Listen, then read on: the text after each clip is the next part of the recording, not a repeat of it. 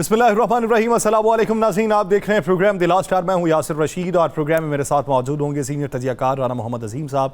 नाज़रीन, 14,480 अरब रुपए का जो बजट है वो कौमी असम्बली ने मंजूर कर दिया है। अब इस बजट की मंजूरी के बाद पेट्रोलियम लेवी जो है उसकी हद जो है वो 50 से बढ़ाकर 60 रुपए कर दी गई है। IMF ने तो हमारे ऊपर 50 रुपए ही मुसल्लत किए थे, अब ये 60 रुपए के जहन की इख्तरा के बायस मुसल्लत किए गए हैं और इससे क्या चीज़ हासिल करनी है ये हुकूमत ही बेहतर जानती है। अब इस बजट की मंजूरी के बाद जो नए टैक्सेस का नफाज हुआ है, उन टैक्सेस के नफाज के बाद पाकिस्तान के ऊपर महंगाई का कितना अजाब मुसल्लत होगा। अगर इसी को एक पॉलिटिकल नैरेटिव बना के अवाम में जाना है तो ये दुबई में जो मेल मुलाकातें हो रही हैं उन्हें कौन सा रास्ता दिखाई देता है कि जिसको अपना कर वो अवाम में जा सकते हैं और अवाम की हिमायत भी हासिल कर सकते हैं। बिजली का शॉर्टफॉल जो है वो 6,000 मेगावाट से तजावुज़ कर चुका है। देही और शहरी इलाकों में इस वक्त तनासुब देखा जाए तो शहरी इलाकों के अंदर बिजली जाने की इस वक्त जो रूटीन अगर देखें तो गैर एलानिया लोड शेडिंग जो है वो 14 घंटे तक हो चुकी है, और अगर देही इलाकों की बात करें तो वहाँ पे 15-16 घंटे तक की भी गैर एलानिया लोड शेडिंग जारी है। आज लाहौर और उसके गिरदोनवा में जो तेज़ बारिश आई है उसके बाद भी बहुत सी जगहों से इत्तलात ये हैं कि आसमानी बिजली गिरने से ग्रिड स्टेशन का निज़ाम भी मुतासर हुआ है। आने वाले दिनों में ये मज़ीद अजाब मुसल्लत होगा तो हुक्मरानों को क्या दिखाई देता है कि वे फॉरवर्ड उनके पास क्या है? उन्हें मिसाके जमहूरियत, मिसाके मईशत दिखाई देती है तो करना किसके साथ है?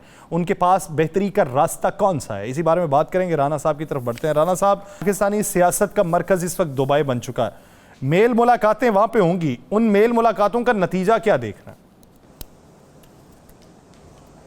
बिस्मिल्लाहिर्रहमानिर्रहीम, अस्सलातु वस्सलामु अलैका या सय्यदी या रसूल अल्लाह, अस्सलातु वस्सलामु अलैका या सय्यदी या हबीब अल्लाह। या सर, कोई नतीजा नहीं, नाकामी हुई है, मज़ाकरात हुए हैं, मज़ाकरात हो चुके हैं। यहाँ पे तो चल रहा है ना कि अभी मुलाकात होनी है। मैं आपको ये गारंटी से कह रहा हूँ मुलाकात हो चुकी है, और उस मुलाकात में मियाँ मोहम्मद नवाज शरीफ साहेब और मुस्लिम लीग नून को जो मिलना था वो नहीं मिला।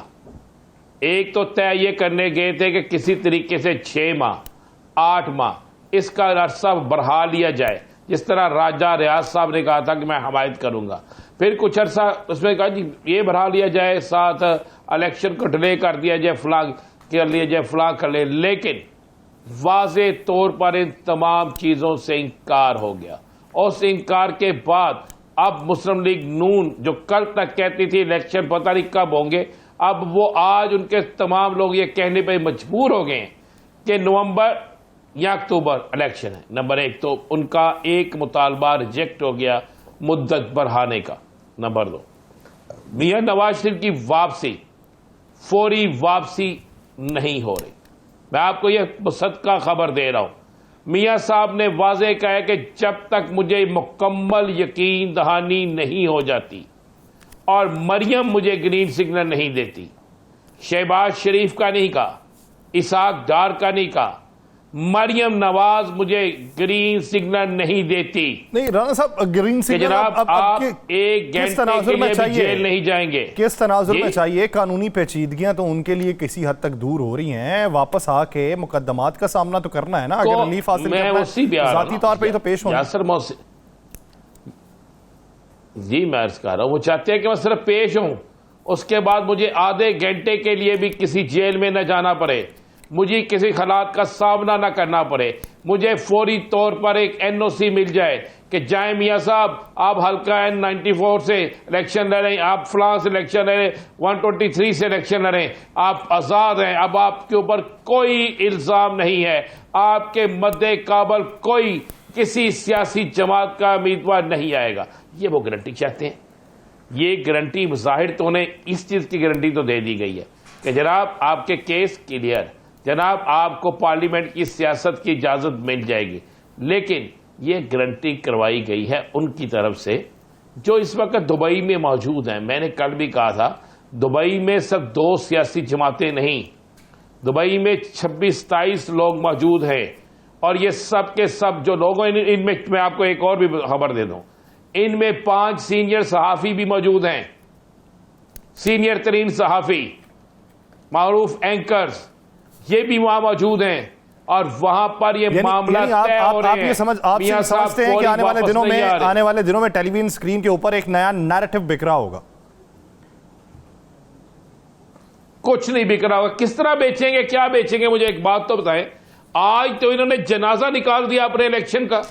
आज का जो बजट मंजूर हुआ है, आज के जो मामला क्लियर हुए इनकी तरफ से, आज जो अवाम पर टैक्स लगाया गया है, आज जो अवाम के ऊपर इन्होंने एक खौफनाक हमला किया है, आज आपने इन्होंने अवाम को एक नवीस सुना दी है कि जनाब एक तो तनख्वाहदार तबका जिसकी इतनी आमदन है तनख्वाह है उस पर इतना टैक्स कटेगा, जिसकी इतनी आमदन है इस पर इतना टैक्स कटेगा, जो ये लेगा उस पर इतना टैक्स कटेगा।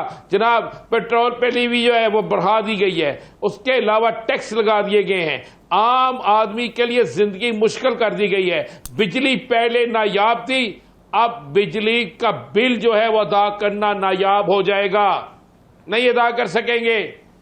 आप ये कह रहे हैं किस बेस पे जाएंगे? ये अवाम में जाके क्या कहेंगे कि बाऊजी लंदन से आ गए, बाऊजी ने आके जनाब यहां पर नहर की दूध की नहरें बहा दी हैं, यहां पर जनाब शहद जो है वो हर आदमी को मिल रहा है, हर आदमी के पास रोटी मौजूद है।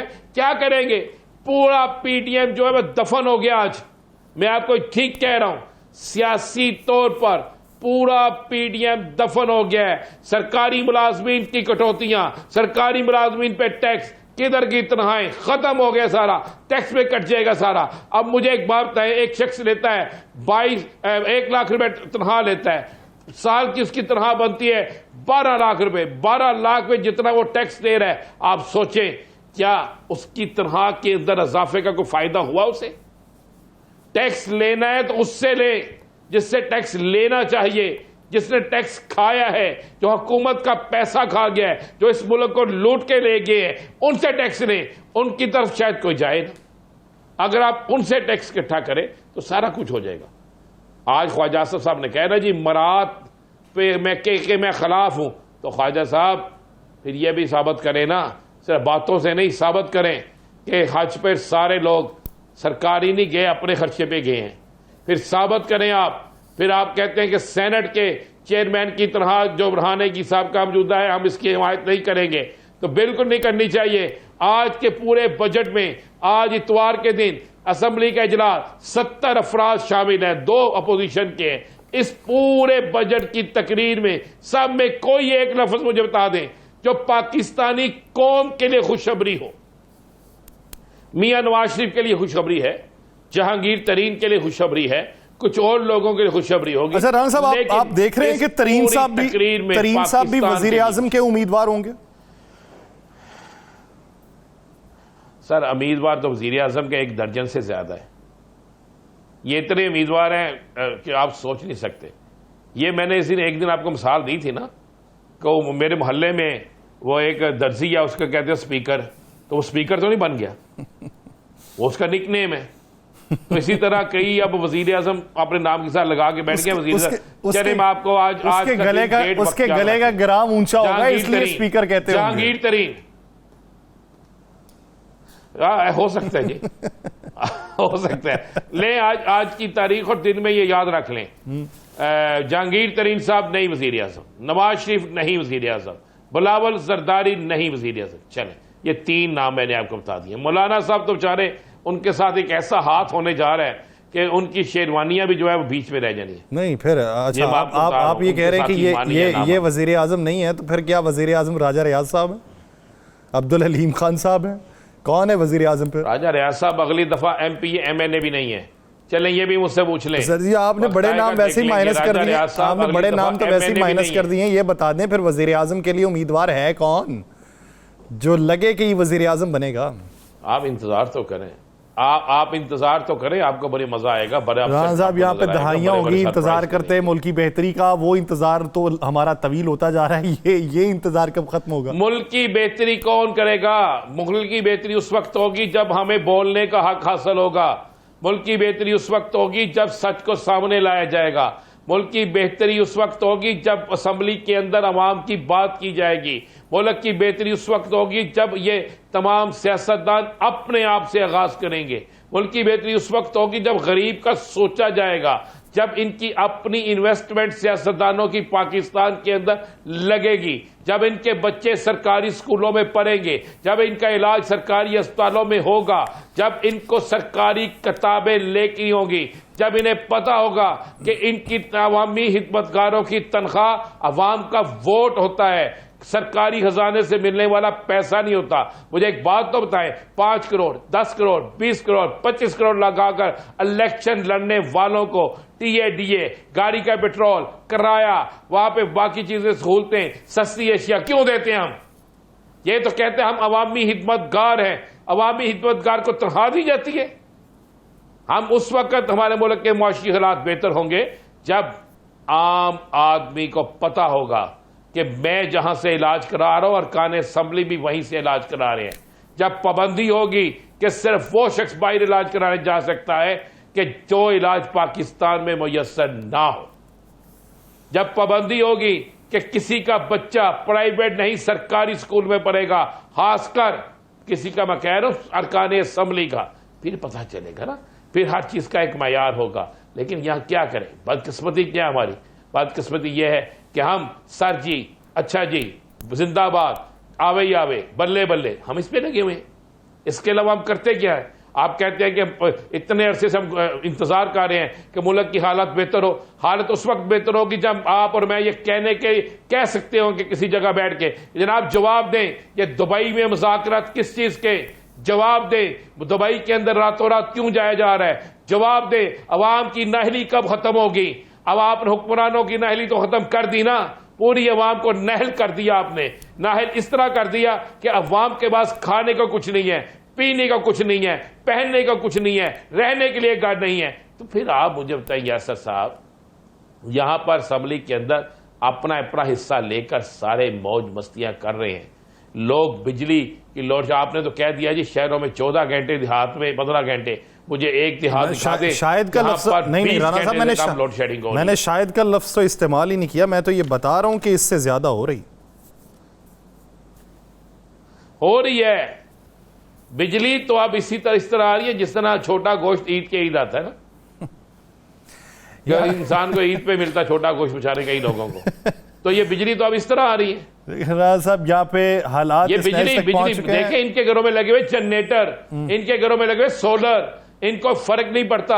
इनकी गाड़ियां एसी वाली हैं। जरा गरीब आदमी से जाके पूछें, मिडिल क्लास से पूछें, सफेद पोश से पूछें, इस गर्मी में किस तरह गुजारा कर रहा है। पंखा चलाए तो बिल आता है, पंखा ना चलाए तो जान जाती है। इनको क्या पता है? ये वो हालात हैं, जिसमें कोई अपना शौक भी नहीं पाल सकता। ये वो हालात हैं जिसमें आप सिर्फ सोच सकते हैं कि हालत हाल के सबब हालत हाल ही गई, शौक का कुछ नहीं गया, शौक की जिंदगी गई, उनकी उम्मीद नाज का हमसे ये मान था कि आप उम्र गुजार दीजिए, उम्र गुजार दी गई। यही पाकिस्तान के हालात हैं। जॉन एलिया साहब पहले लिख गए और हो सकता है कि अगली 2 दहाइयों तक यही पाकिस्तान के हालात हो। नाज़रीन, मौशी मंजरनामे बात करेंगे, एक शॉर्ट ब्रेक लेते हैं, ब्रेक के बाद वापस आएंगे, कहीं नहीं जाइएगा, स्टे विद अस।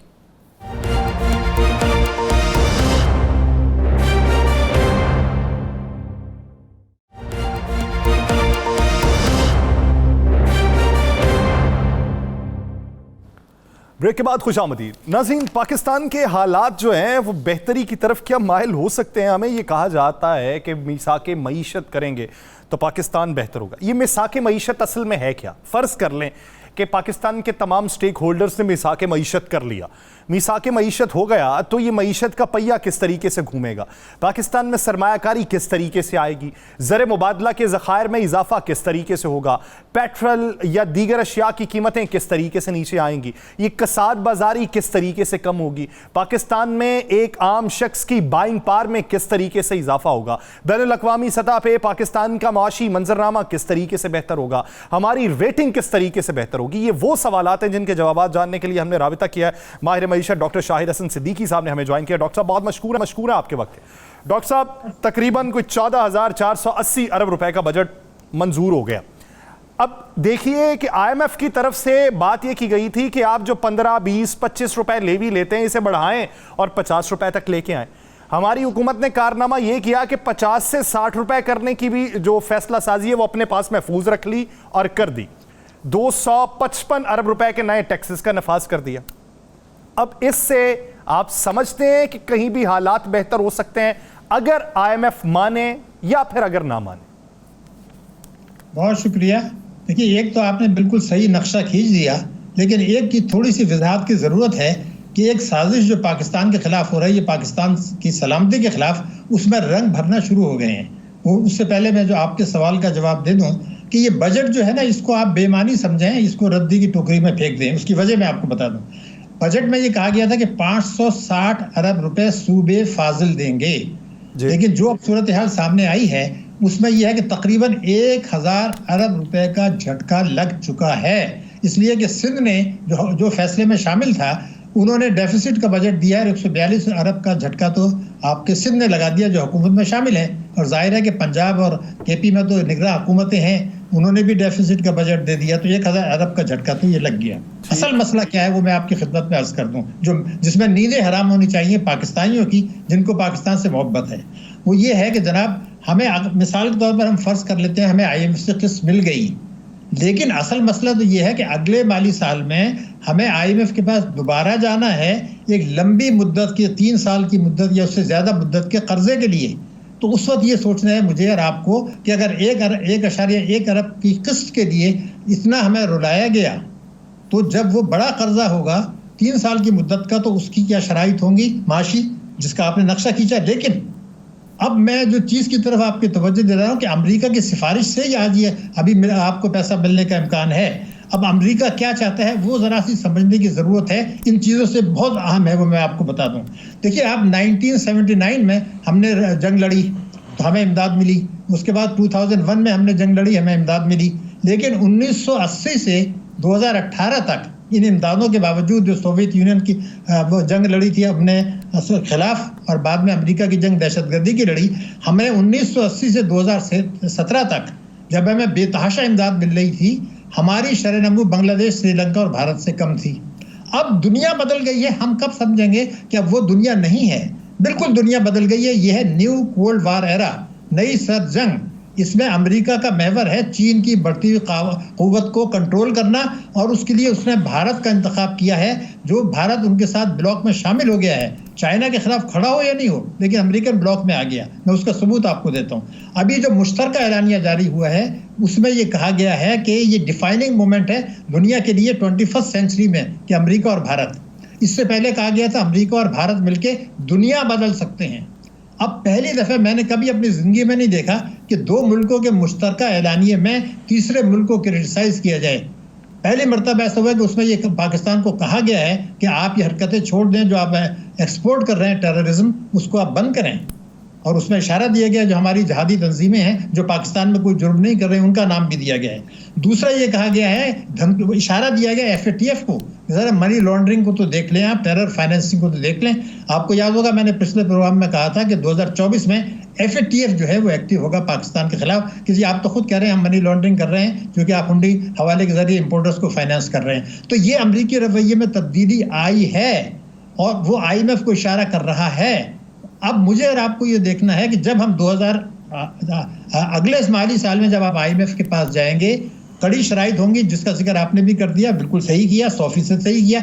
लेकिन जो अमेरिका की कोशिश होगी कि पाकिस्तान के डिफ़ॉल्ट को 3 साल तक के लिए एक्सटेंड कर दिया जाए, इस दौरान में मईशत को बहाल न होने दिया जाए, बल्कि इतनी गुर्बत, बेरोजगारी, महंगाई और 2 सूबों का वफाक के साथ एतमाद का बहरान, पाकिस्तान की अहमियत अमेरिका की नज़र में अब रह गई है। वो ये कि ये एक इसका महले वकूअ, जो हमारी जोग्राफिकल लोकेशन, जिसमें हमारी सरहदें चीन से मिलती हैं, हमारी सरहदें अफगानिस्तान से मिलती हैं, हमारी सरहदें ईरान से मिलती हैं, तीनों बड़े इंपॉर्टेंट कंट्रीज़ हैं डिफेंस से, उसके लिहाज से, और हमारी जौहरी क़ुव्वत और हमारी फ़ौजी क़ुव्वत और इस्लामी तख़्शुश। अब वो इसको नुकसान पहुँचाने के दर पे हैं, और उनकी कोशिश यही है कि ये जो 3 साल का पैकेज अगले साल हमें मिलेगा, उसके इख्तिताम तक सूबों में और वफाक में एतमाद का संगीन बहरान हो, और उन 2 सूबों में और हमारे जौहरी प्रोग्राम को ख़तरात की जद में लाया जाए।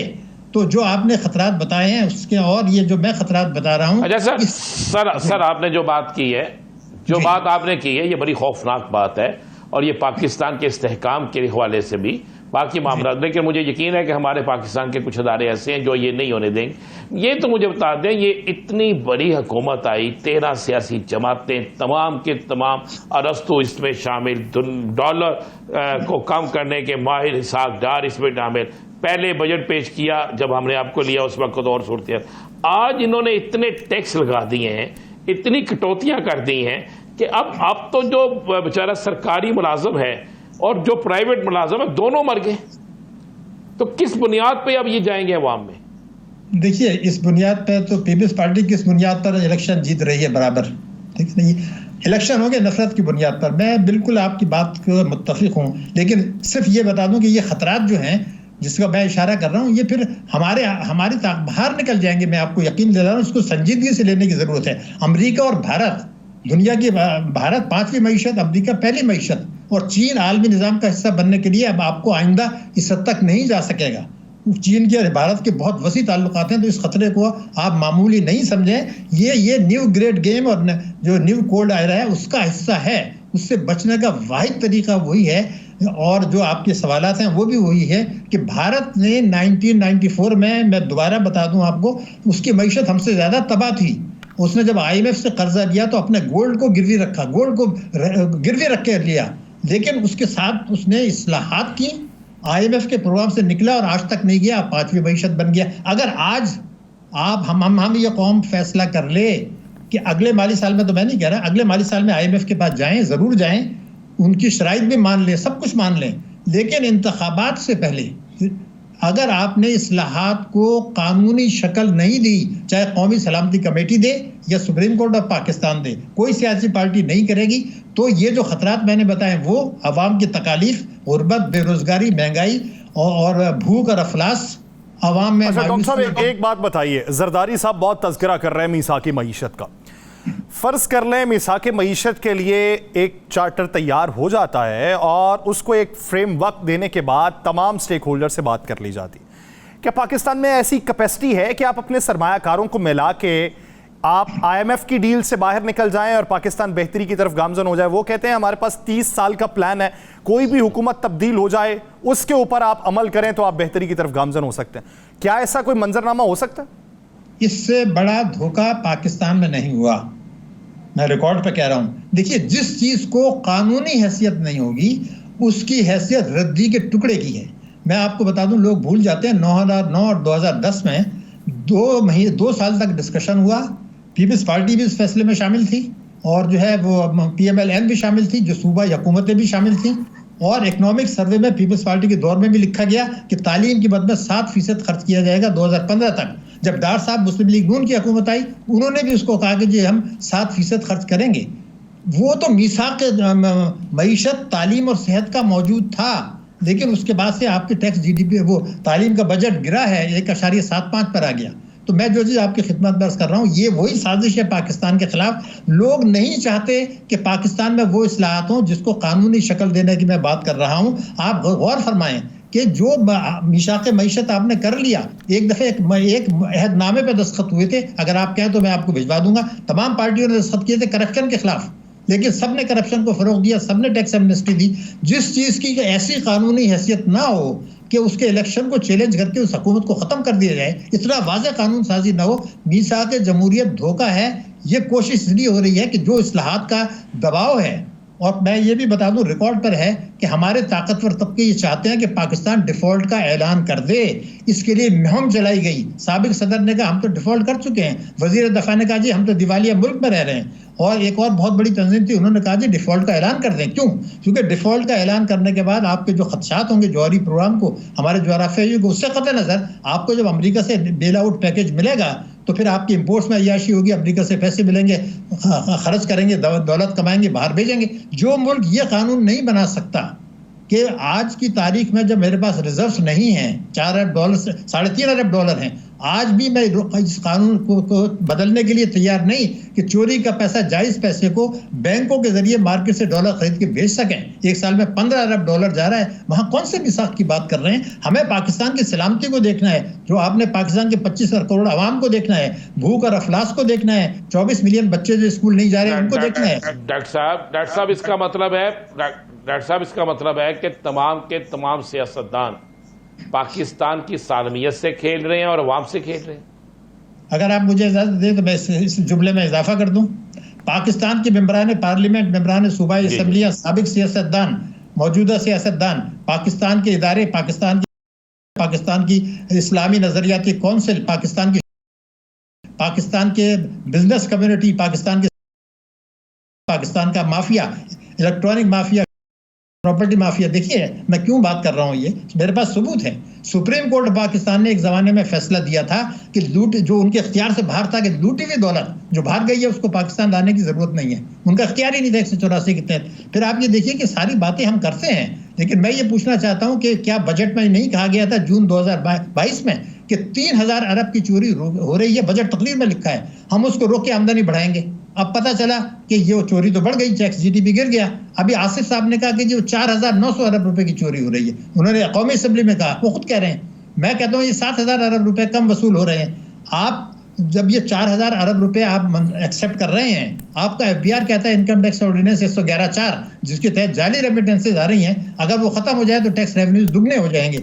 वो आप खत्म करने के लिए तैयार नहीं थे, उसको आपने रिलैक्स किया था। तो सवाल ये पैदा होता है कि क्या ये आपके सामने नहीं है कि हम आईएमएफ के पास जो है वो 1990। अच्छा डॉक्टर साहब एक चीज़ और बताइएगा, हमारे वजीर ख़जाना कहते हैं कि आईएमएफ के साथ डील हो जाए तो बिस्मिल्लाह, ना भी हो तो हमारा काम चल रहा है। बैरूनी वाजबात की जो अदायगियां हैं वो भी कह रहे हैं कि हम बर वक्त करेंगे। तो ये बताइए कि जब डील नहीं होगी, अगर ये आखिरी किस्त नहीं मिलती तो हम इसे नामुकम्मल छोड़ना भी चाहते हैं, तो बैरूनी अदायगियां फिर कहां से लेके करेंगे जो हमें इस साल के आखिर में भी करनी है और अगले पूरे साल में भी करनी है? जी मैं इसका जवाब दे चुका हूं। मैंने आपसे पहले भी कहा था कि ये तय है, फैसला हो चुका है। और ये जो आपने वजीर आजम ने 3 दफे मुलाकातें पेरिस में की हैं आईएमएफ की मैनेजिंग डायरेक्टर से। किसी मुल्क का वजीर आजम आईएमएफ की एमडी से नहीं मिला करता, वो तो वजीर खजाना मिलते हैं, लेकिन उन्होंने 3 दफे मुलाकातें की हैं, 1-1 घंटा टेलीफोन किया है। इसलिए कि हमें अगला प्रोग्राम लेना है। मैं बार बार आपसे कह रहा हूं, हमें अगला प्रोग्राम लेना है। हमें उस वक्त तक जो है, जो डॉक्टर साहब ने बात ज्यादातर गलत होती है मगर ये सही की है कि अगर अभी एक किस्त नहीं देते तो अमेरिका, चाइना ने हमें एश्योरेंस दिया कि जब तक अगली किस्त आपको मिलने का, अगले कर्जा मिलने का हो, उस वक्त तक हम आपको डूबने नहीं देंगे। और शायद अमेरिका भी हमें डूबने नहीं देगा, क्योंकि अभी अमेरिका हमें 4 साल तक आईएमएफ के चुंगर में जकड़ के हमारी मईशत को तबाह करके अवाम में मायूसी बददिली फैलाकर उस स्टेज पर ले जाना चाहता है जिसके तरफ आपने इशारा किया था कि इदारे चाहेंगे कि ना हो, लेकिन उनके वो आज चाहेंगे जरूर, लेकिन उस वक्त नहीं चाहेंगे जब आपके पास कर्जों का बोझ इतना हो जाएगा। जैसे अभी $25 अरब आपको पे करने हैं, अब वो 3-4 साल के बाद वो हजम बढ़ेगा। मैं तो आज बदहाली की अभी वो नहज नहीं आई जो मंजरनामा खित्ते के दीगर ममालिक इस वक्त क्रिएट करना चाहते हैं। ब्रेक एक लेनी है, वक्त भी कम है। बहुत शुक्रिया डॉक्टर शाहिद हसन सिद्दीकी साहब इस वक्त देने के लिए। नाज़रीन एक ब्रेक लेते हैं, ब्रेक के बाद इसी मौशी और सियासी मंजरनामे में बात करेंगे। चेयरमैन कायमा कमेटी बराए खजाना कैसर अहमद शेख साहब हमें ज्वाइन करेंगे, कहीं नहीं जाइएगा, स्टे विद अस।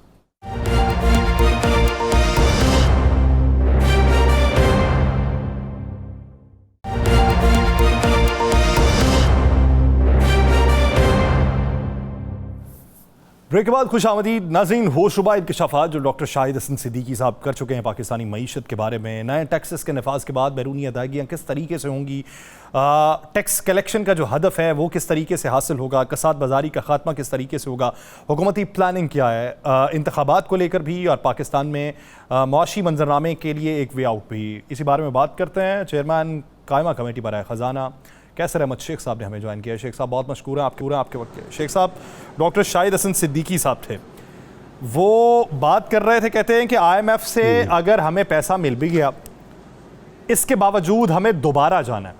अभी तक आपने ये कहा कि आईएमएफ ने नाक से लकीरें निकलवाई हैं। जब हम 3 साल के लिए आईएमएफ से पैसा मांगेंगे तो फिर आईएमएफ कौन सी शराइत रखेगा? आप क्या समझते हैं कि पाकिस्तान में कोई बहाली मईशत की वो कोई मंजरनामा है या इसी तरीके से बदहाली कोई हमने देखना? बिस्मिल्लाहिर्रहमानिर्रहीम। यासिर, आप दुरुस्त कह रहे हैं, इस वक्त तो बहुत बदहाली है, हालात बहुत ही ख़राब हैं और आप जो कह रहे हैं ना कि IMF के देखिए के बगैर भी कोई बाकी सारी दुनिया भी आपको रिकग्नाइज नहीं करती, और IMF कोई गलत बात नहीं कह रहा। वो अगर कहता है कि भाई अमीरों को टैक्स लगाओ, आप सब दो, जो सारी रियायतें देते हैं वो आम आदमी और गरीब को दो। मुझे तो ये समझ नहीं आती कि IMF के हम क्यों पीछे पड़ गए। आप सब लोग, IMF हर फायदे की बात कर रहा है, वो कह रहा है कि अपना खसारा कम करो, वो ये बात कहता है, वो ये बात कहता है कि डॉलर का रेट जो है वो मार्केट का रेट रखो। IMF की कौन सी ऐसी तजवीज़ है? बात ये कि हमें हमें मानना चाहिए थी, मानी। अब जो नई बातें, क्योंकि हम IMF के बगैर देखिए रहना, पाकिस्तान डिफॉल्ट नहीं हो रहा, इसमें कोई शक नहीं। पाकिस्तान एक बहुत बड़ा मुल्क है और पाकिस्तान के पास तो 4000 अरब डॉलर का असासे हैं। हम अगर कुल हमारा 130 अरब डॉलर फॉरेन लोन है, कोई उससे कोई हम डिफ़ॉल्ट नहीं हो रहे। लेकिन बात ये हो रही है कि हमें हर वक्त और कर्जा चाहिए होता है। पिछली जितनी भी हुकूमतें आई, इस वक्त 60,000 अरब रुपए का कर्जा हो गया है। कर्जा तो, लेकिन ये कर्जा भी हमारी इकानमी का 65% है। अमेरिका का पूरी कर्जा जो है उनकी इकानमी का 100% है, यानी हमसे तकरीबन अमेरिका का कर्जा 100 गुना है। 100 पाकिस्तान ने जितना कर्जा लिया ना, 100 पाकिस्तान जैसे ममालिक इतना कर्जा ले तो एक अमेरिका का बनता है। इसी तरह जापान का कर्जा भी 100% से ज़्यादा है उनकी ग्रोथ, उनकी GDP का। मसला ये है कि हम उसको खर्च करें, सही करें ना। हम रियायतें दे देते हैं, सब्सिडीज दे देते हैं अमीर आदमियों को। और ये मैंने आपको बार बार कहा, हर बार कहता हूँ एक ही बात कि 2.5 साल पहले 3 अरब डॉलर फ्री दे दिया गया 10 साल के लिए, जैसे जैसे मुफ्त बट रहा है। उन्होंने ले लिया, सबने ले लिया। ये शबर उसमें अपना हाँ शेख साहब, हर दफा आपसे पूछ के थक जाते हैं कि वो जो इतना बड़ा कर्जा दे दिया गया, जिन लोगों को दे दिया गया, आपने जमीन की तय से लोगों को निकाल के पकड़ लिया है, तो उनके नाम भी जरा ले आए असेंबली में, उनके नाम भी शाया कर दें, उनके नाम भी सामने ले आए। क्यों नहीं लाते? तो देखो, आप दुरुस्त कह रहे हैं, यही तो मुश्किल है हमारे मुल्क में। मैंने तो पिछले 6 मीटिंगों में ये इनको स्टेट बैंक के गवर्नर को भी बुलाया और मैंने बोला नाम, और उनको देने पड़ते हैं, लेकिन वो नहीं दे रहे। वो कहते हैं हमारे बैंकों को बहुत तकलीफ हो जाएगी। भाई बैंकों को क्या तकलीफ हो जाएगी? बगैर आपने क्राइटेरिया के दे दिया तो साहब की हुकूमत ने, है ना, वही मसला हल नहीं हो रहा। आपके पास रिजर्व रह नहीं गए, 3 अरब डॉलर आज ज्यादा होते हैं। हम यही तो कह रहे हैं, साहब ने बहुत बड़ी गलती की। वो नाम तो सामने लाए ताकि पता चले कि के बंदे उनकी हुकूमत के बंदे थे, साबका हुकूमत के बंदे थे, या आपके अपने चाहने वाले हैं। कौन है? सामने नाम तो लाए उनके। भाई कैसे वो सब एक कुछ हैं। मैं आपको सही बताऊं, सबके हैं बंदे कॉमन होता है। अमीर आदमी सबका कॉमन है। हर हुकूमत ने अमीर आदमी को फैसिलिटेट की है। और आप लोग जो है ना, क्या आपको 1 करोड़ भी कर्जा, आप कितनी तारीफें करते हैं PTI के, 1 करोड़ भी मिला आपको कर्जा, और 0% पे 87,000 करोड़ लोगों को हमें नहीं जरूरत ना यासर को जरूरत है ना मुझे भी जरूरत है।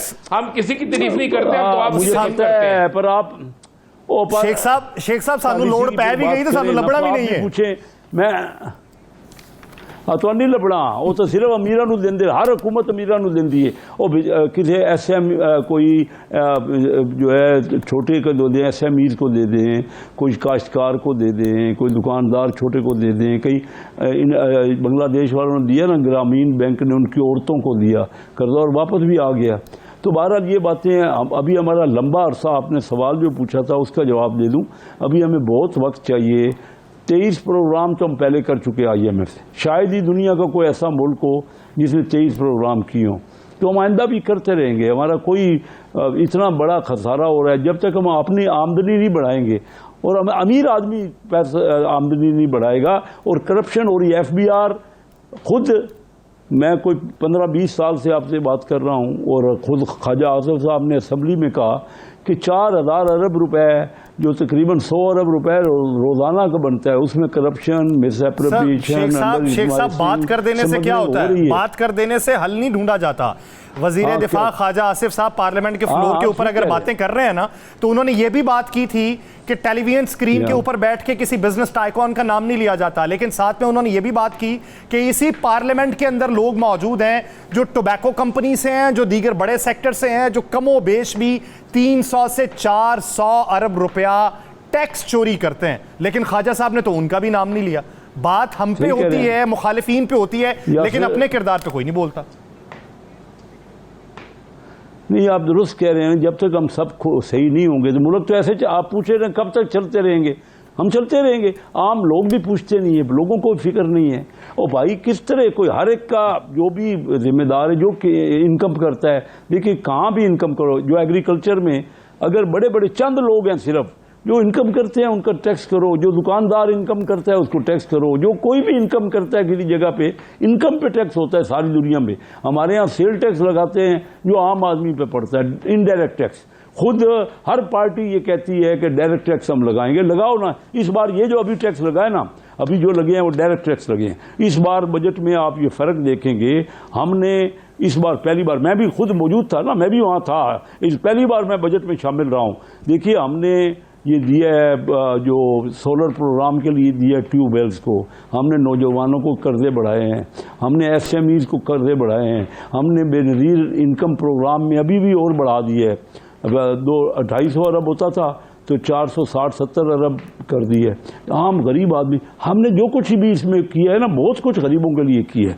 और आम आदमी को ये पहली बार लगा है विंडफॉल प्रॉफिट। एक चीज बता दें, एक चीज ताकि गरीबों तक पहुंच जाए, हम जैसे लोगों को पता चल जाए। कोई एक चीज बता दें जो गरीबों के लिए की है शेख साहब। जी बता। कोई एक चीज ये तो की है ना भाई, बिजली सस्ती कर दी गरीब के लिए, जो कुछ काम किया है तो आटा सस्ता कर दिया गरीब के लिए। नहीं ओ शेख साहब, आटा सस्ता हो गया गरीब के लिए, बिजली सस्ती होगी गरीब के लिए, ओ भाई तलीम सस्ती होगी गरीब के लिए। नहीं सस्ती हुई, लेकिन नहीं हुई, लेकिन अगर रोजगार मिल जाएगा, अगर तालीम में लोग पढ़ लेंगे, आईटी की तालीम में बहुत फैसिलिटी दी हैं, लोग आ जाएंगे। अगर सोलर लग जाएगा काश्तकार को, बिजली का निर्ख कम हो जाएगा तो बेहतरी होगी ना। और यही चीज़ें हमने करना चाह रहे थे। एसएमईज को कर्जा नहीं कोई देता था, एसएमईज को इस बार पहली बार हुआ है। हुकूमत ने कहा है कि अगर बैंकों का कोई नुकसान हो गया तो हम भी भर देंगे भाई, क्योंकि बैंक तो देता नहीं है, कलेक्ट्रल के बगैर, कोई सरमाया असासा रखने के बगैर वो देता नहीं है बैंक। तो उन्होंने कहा हम भी भरेंगे। इस बार पहली बार डायरेक्शन जो है ना वो बेहतर हुई। और कोई हमने अमीर आदमी के लिए इसको सख्त टैक्स लगे हैं। ये जो अभी लगे ना विंडफॉल, पता लग जाएगा जिन्होंने इनकम की है ना, इन पे इनकम वाले लगना चाहिए। दूसरे मुल्कों ने भी लगाया हुआ है। यानी क्या हुआ कि घी की कीमत एकदम बढ़ गई ना 200%। चले टैक्स रेट तो बढ़ा दिया है शेख साहब, टैक्स रेट बढ़ा दिया, टैक्स बेस कितना बढ़ाया गया? टैक्स बेस ही बढ़ा ना। ये अभी जो हम कर रहे हैं, ये 9,000 हमने टारगेट दे दिया 9,400 का, ये तो कभी तस्वर ही नहीं था ना। देखिए टैक्स पिछले साल अभी 7,200 वसूल हुआ है इस साल जून में। हम अगले साल 9,400 करें, सब अमीरों पे लगाया है। 2,300-400 अरब रुपए नया टैक्स लगा रहे हैं। यहाँ टैक्स से मुराद है ले रहे हैं, वसूल कर रहे हैं। कुछ तो महंगाई की वजह से हो जाता है ना, ऑटोमेटिक 21% महंगाई है, 3.5% ग्रोथ है, तो टैक्स 2,400 अरब बढ़ाया है ना, हम वसूल करेंगे। या आज जो 213 अरब बढ़ा है, इसमें वही लगा है ना टैक्स, जिनकी आमदनी ज़्यादा है उनको टैक्स लगा है। हमने 2 लाख से ऊपर जिसकी आमदनी है उसको टैक्स में इजाफा हो गया है। शेख साहब 1 महीने बाद, 2 महीने बाद या 3 महीने बाद जब आप टीवी प्रोग्राम में आएंगे, 2 महीने बाद, 3 महीने बाद, कोई टाइम आप दे दें, तो क्या उस वक्त आपके पास में कोई लिस्ट होगी, ऐसी हो सकती है जिसपे आप कहें कि हमने इतने बड़े तगड़े लोगों से टैक्स वसूल कर दिया? करेंगे लिस्ट तो खैर क्या मैंने क्या देनी है, एफबीआर ने देनी है, वो दे दे। अभी भी मैं कहता हूँ वो तो शाया करनी चाहिए ना, ओपन होनी चाहिए ये सारी लिस्टें। हुकूमत में है ना, आप ले सकते हैं। मैं हुकूमत में हूँ, टैक्स मैं स्टैंडिंग कमेटी फाइनेंस का चेयरमैन हूँ। वो स्टेट बैंक कह रहे हैं कि 580 लोगों को हमने 87,000 करोड़ रुपए दे दिया 10 साल के लिए नॉमिनल टैक्स पे। नाम ही नहीं देते। मैं ओपनली आपके थ्रू भी कह रहा हूँ, वहाँ भी उनको ऑफिशियली भी कई बार कह रहा हूँ। अब मैं क्या करूँ, मेरे पास क्या तरीके आप बता दें। हुकूमत भी कह चुकी है, हुकूमत on the floor of house speaker साहब कह चुके हैं। हमें ये समझ नहीं आती शेख साहब बरसरे इक़्तिदार बैठे हुए लोग जब ये बात करें कि सिस्टम में मौजूद लोग जो हैं, ये वज़ीर ख़जाना साहब ने कहा सिस्टम में मौजूद लोग IMF से डील नहीं होने देते। वज़ीर दिफा कहें कि कुछ लोग यहाँ पे मौजूद हैं जो रियासत से ज़्यादा ताकतवर हैं। आप ये कायमा कमेटी के चेयरमैन होने के नाते कहें जी कि मुझे कोई जवाब देने को राज़ी नहीं है, तो फिर बताइए कि जो सिस्टम से ज़्यादा मजबूत लोग हो गए, रियासत से ज़्यादा हो गए, इनका कला कमा किसने करना है? हम तो कर नहीं सकते ये। हाँ, ना आप कर सकते हैं। मैं देखिए, मैं भी 40 साल से यही बातें कर रहा हूँ। FBR का करप्शन ख़त्म कोई कर ही नहीं सका, नहीं कमा कर सके। और ये कहते हैं ना, अभी इन्होंने एक फैसिलिटेशन 2-3 दिन पहले मीटिंग रखी जिसमें आर्मी चीफ भी आए थे। ये कह रहे थे बाहर से बहुत पैसा आ जाएगा, 1 विंडो हमने बनाया है। अब 40 साल से तो मैं सुन रहा हूँ 1 विंडो, कोई ब्यूरोक्रेट आगे ही नहीं बढ़ने देता, कोई कागज़ ही नहीं आगे बढ़ता। आप लेके जाएं किसी जगह कोई कागज़, काम ही नहीं होता हमारे मुल्क में। ये कोटरा, कोरिया वालों ने कोटरा बनाई, उन्होंने जब बढ़ाना थी ना अपनी एक्सपोर्ट, क्योंकि शुरू से ही मैं उनके साथ इन्वॉल्व रहा, साउथ कोरिया के साथ। उन्होंने कोटरा के दफ्तर हर मुल्क में बनाए और दिन रात वो लोगों के पास आके पूछते थे कि क्या मामला किया जाए। हमारे जितने फॉरेन डेलीगेट बैठे हैं ना, कौंसलेट जनरल और ये सारे बाहरले मुल्कों में बैठे हैं, तनख्वाहें ले रहे हैं, काम ही कोई नहीं कर। हम जाते भी हैं ना उनके पास, तवज्जो ही उनको कोई नहीं है। जब तक आप इनके पीछे नहीं लगेंगे। ब्यूरोक्रेट ने सबसे ज़्यादा हमारे मुल्क की तबाही की है। ये नहीं कि कारोबारी ने नहीं की, कारोबारी ने मिलजुल के पैसा सब ने बनाया है, लेकिन जब तक हम बेहतरी नहीं करेंगे, लोग क्यों नहीं आते हमारे मुल्क में? माहौल ही ठीक नहीं है, हर जगह पे तो रुकावटें हैं। रोक के फैसिलिटेट करें, ज़्यादा से ज़्यादा सहूलतें दें, ताकि लोग, हमारा इतना अच्छा मुल्क है, इतनी अपॉर्चुनिटी है, इतनी यहाँ प्रॉफिट हैं, प्रॉफिट हमारे यहाँ बहुत ज़्यादा हैं, लेकिन रुकावटें हैं। लोग थक गए हैं इनके दफ्तरों में धक्के खा के। तो आप दुरुस्त कह रहे हैं कि हम नहीं, कुछ हम हुकूमत में रह के भी, मैं बड़ी अहम पोजीशन में हूँ, लेकिन क्या है, कुछ नहीं। मैं तो आपको सामने सीधा कह रहा हूँ, खुल के बात कर रहा हूँ। अब किससे कहें या क्या तरीका कार करें? राइटिंग में कह चुके हैं, उनको मीटिंग में एजेंडे पे 3-4 मीटिंगों के एजेंडे में रख चुके हैं। नाम तो दे दो, कम से कम नाम देने को ही तैयार नहीं। अगर इस तरह जारी रहेगा मामला तो शेख साहब ये तो बता दें, ये अरकान असम्बली के लिए स्पेशल फ्लाइट जा रही है हज पे, कोई सहाफ़ी भी साथ जा रहे हैं, क्या ये सारा खर्चा सरकार उठा रही है या ये खुद उठा रही है? नहीं, ये खुद उठा रहे हैं। वो कोई भी नहीं के, वो तो सिर्फ ये है कि क्योंकि बजट में लोग थे ना, मेंबर थे बजट में, तो 1 आध दिन की उन्होंने फैसिलिटी दी है कि 1 दिन बाद भी वहाँ फ्लाइट जो है ना लैंड हो सकेगी। ज़्यादा से ज़्यादा ये हुआ है कि 1 दिन, यानी आज का दिन गए हैं, आज 25 की सुबह गए हैं, तो वो फ़्लाइटें वहाँ बंद हो गई थी ना, हज के लिए आखिरी फ़्लाइटें वहाँ पहुँचने का जो था ना, तो वो सऊदी गवर्नमेंट ने कुछ टाइम दिया है कि आपका बजट है, आपके मेंबर है, सब ने अपने पैसे भरे हैं, कोई भी किसी का पैसा हुकूमत ने नहीं भरा उसमें। अच्छा शेख साहब ये बताइए, नवाज शरीफ साहब की नाअहली वाला जो काम है, वो तायात नाअहली तो अब ख़त्म हो चुकी है, ऐवान बाला के बाद कौमी असम्बली से भी मंजूर हो गया बिल। अब उनकी वापसी के हवाले से क्या इकदाम हैं? अब भी उन्हें कोई परेशानी है? देखिए, ये तो मियाँ साहब अपना बताएंगे स्केड्यूल। हमारा तो बड़ा ख्वाहिश है, हम तो उनको इनवाइट कर रहे हैं, हम सब मिल के, हमारी ख्वाहिश है आएँ और इलेक्शन में खुद लीड करें इलेक्शन। और ये तो हमारी जो अभी पिछले दिनों इलेक्शन हुआ भी हैं, शहबाज शरीफ साहब का एज अ प्रेसिडेंट PMLN, तो उन्होंने कहा ये पगड़ी मैं जो है वो अमानतन पहन रहा हूँ, मेरी बड़ी ख्वाहिश है कि जल्दी आए मियाँ साहब, बड़े मियाँ साहब, और ख़ुद ये इसको संभालें। और वाकई उनकी ज़रूरत है आके इलेक्शन में, जो उनका विजन है, जो उनका तजर्बा है, जो उनका लोगों को उनके ऊपर भरोसा है, और जो जिस अंदाज से मियाँ साहब लोगों से एड्रेस करते हैं, वो दिल मोह लेते हैं उनके, तो उनकी ज़रूरत है हमें बड़ी ख्वाहिश है। मियाँ साहब को लोगों पे भरोसा, मियाँ साहब का लोगों को मियाँ साहब पे भरोसा है, कोई शक नहीं, लेकिन लगता है मियाँ साहब को लोगों पे भरोसा नहीं है, इसलिए पाकिस्तान नहीं आ रहे। नहीं, पाकिस्तान अप्रोप्रिएट टाइम पे आएंगे। अभी भी शहबाज शरीफ साहब का अभी भी आपको मुनासिब वक्त नहीं नजर आता?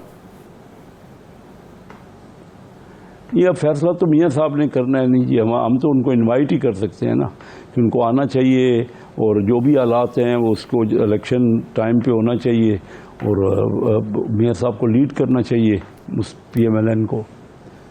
अच्छा, एक आखिरी सवाल शेख साहब, ये लंदन के अंदर जो लंदन से दुबई जो मरकज़ सियासत बना है, जरदारी साहब भी गए हैं, यहाँ पे क्या बातचीत हो रही है? इंतखाबात के मुतल्लिक हो रही है, मियाँ साहब की वापसी के मुतल्लिक हो रही है, या फिर बैनुल अक़वामी सतह पे मंजरनामे के हवाले से हो रही है? आजकल काफ़ी लोग दुबई गए हुए हैं क्योंकि ये छुट्टियां हैं, वीक पूरा छुट्टियां हैं, तो काफ़ी लोग गए हुए हैं। तो थोड़ा फासला है, वो लंदन तो ज़्यादा दूर है, तो मेरे ख्याल में ये आसान है। काफ़ी लोग गए हुए हैं, उनकी मीटिंग्स हो जाएंगी। और एक ख़बर तो ये भी थी कि मियाँ साहब हज के लिए तशरीफ़ ले जा रहे हैं, मुझे एग्जैक्ट तो नहीं पता, हो सकता है इसलिए वो दुबई आए हों। तो दुबई में कुछ दिन क़याम होगा और सब आजकल दुबई में विज़िट हो रहा है। लंदन अप्रोच ज़्यादा टाइम लगता है और फ्लाइट लंबी है, तो यहाँ आसान है ज़रा मियाँ साहब से। बड़े लोगों की ख्वाहिश है ना मियाँ साहब से मिलने के लिए, तो ये सेंटर बना हुआ है। मियाँ साहब को भी ख्वाहिश होनी चाहिए लोगों से मिलने की। मियाँ साहब की भी ख्वाहिश होगी, मियाँ साहब की भी ख्वाहिश होगी ना लोगों से मिलने की। तो मियाँ साहब पाकिस्तान आज 2 घंटे का रास्ता है। जी दुरुस्त, तो आ जाना चाहिए। हम तो कह रहे हैं, उनको इनवाइट कर रहे हैं, किसी वक्त भी आ सकते हैं मियाँ साहब। ये मेरे ख्याल में ये आज भी कोई कमेटी बनी है हमारी, वो कला की, उनको कोई बता रहे हैं कोई लीगल। चले, ये जो कमेटी दर कमेटी चलती आ रही है, ये कमेटी एक हतमी कमेटी में तब्दील हो जाए और हतमी फैसला हो जाए और मियाँ साहब की जल्द वतन वापसी हो जाए। बहुत शुक्रिया कैसर अहमद शेख साहब इस हवाले से के लिए। नाज़रीन, प्रोग्राम का वक्त खत्म हुआ चाहता है, मुझे राना अजीम साहब को दीजिए इजाज़त। अपना बहुत सा ख्याल रखिएगा। मुलाकात होगी अगले हफ्ते, अल्लाह ने के बाद।